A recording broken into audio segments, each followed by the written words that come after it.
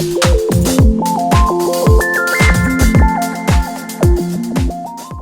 po, Steffi here. Welcome back to my channel. Ayan, pasensya na po. Medyo matagal na wala. Madami pong trabaho. Anyway, ang ating tarot reading for today ay para po sa inyong request na single tarot read muna para kay Barbie Forteza. Okay, so Barbie Forteza. Ayan, ang kanyang cards. Let's start. Okay, first card. Oops. Ten of Swords kaagad. Ang lungkot naman. Okay, Ten of Swords. Masakit na pagwawakas or nakakalungkot na pagwawakas dahil number 10 siya. Ang last na number from 0 to 10. Complete and painful ending. Rock bottom. Ganun. O, diba? Ayan. So, merong matatapos, merong magwawakas, mag-end na masakit, malungkot, nakakaiyak. Or maaari din namang maraming backstabbers. O yan. Yung sa likod siya binabanatan or maraming nagsasabi. Okay? Pero mukhang ending talaga na masakit. Okay? So yan ang first card. Ang pagwawakas. Alright. O, tapos sundan ng Three of Swords. Si Three of Swords, paghihiwalay, anything sad, ano pa, heartbreak, divorce, loss, depression, surgery, ayan, or anxiety, or merong nakakalungkot na pangyayari. At sinundan nga niya yung Ten of Swords. So, ayan. Kung merong pagwawakas, ayan, meron siyang depression, anxiety, umiiyak. Alright? Yan si Three of Swords. Madang lungkot naman ng cards. Tapos sundan ni Knight of Swords. O, diba? Parang merong knight to the rescue. At parang may sasabihin, may gustong gawin. Gusto siyang alalayan, gusto siyang tulungan, protektahan. Sino kaya si Knight of Swords? Okay. O, ayan. Mukhang siya si Knight in shining armor. At, to the rescue for Barbie. Okay. Ayan. Gusto siyang damayan. Gusto siyang samahan para ma-relieve naman ang kanyang anxiety. O, tapos naging Nine of Wheels. O, diba? Ayan. So, siguro ito ang end goal, ang maging independent, very independent. At mukhang ganun naman si Barbie. O, diba? Or, ito yung future na happy lang kahit mag-isa, ina-enjoy ang sariling kita, ang sariling kaperahan.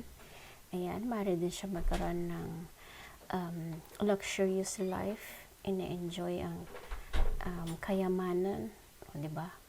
Yun si Nine of Pentacles. Or, financial gain. Ayan, lalong dumarating ang kaperahan. Very self-sufficient. Ano pa?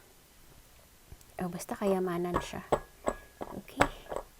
So, kahit ganito man ang mangyari, ito pa rin naman siya, very independent and maraming kaperahan. Okay.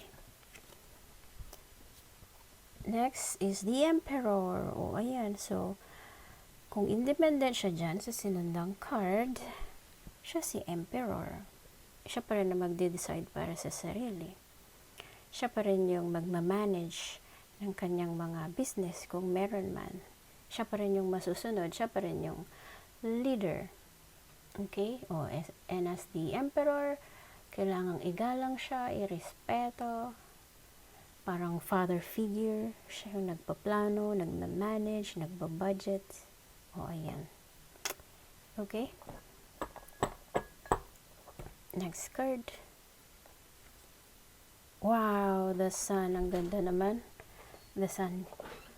Diba? Parang pare-pareho yung kulay ng magagandang cards dyan. O, naging bright, colorful. yellow. Parang see the sun, the giver of life.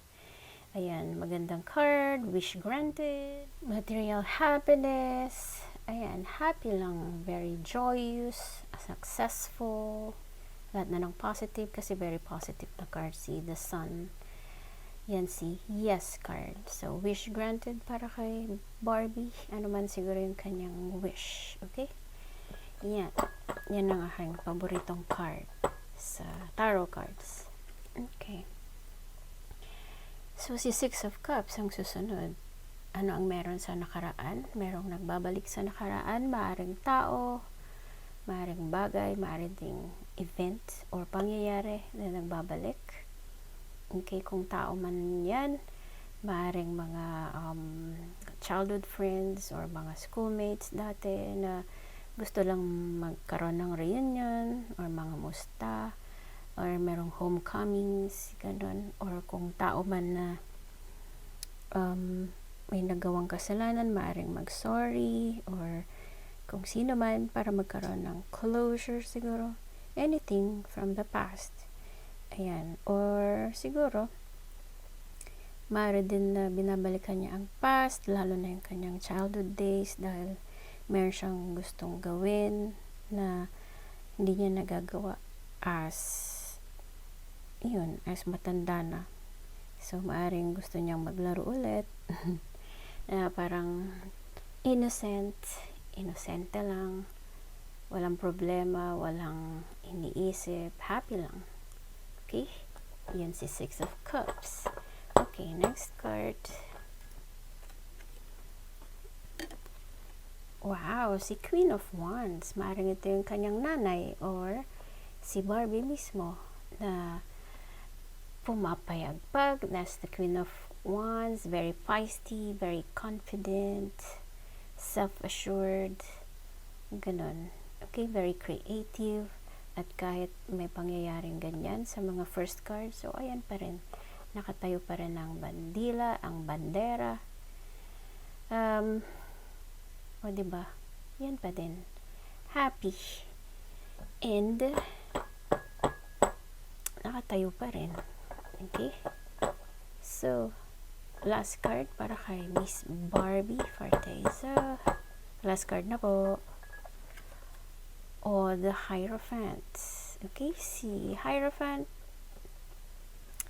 maaaring meron siyang pinipirmahang bagong contract. Okay, or nang dahil dito sa painful ending na yan, maaaring merong bagong dumarating, bagong kontrata. Okay, or bagong business na kailangang pirmahan or anything na pipirmahan. Okay, otherwise maaaring kasal. So kung merong breakup, may divorce, parang may kapalit naman na kasal.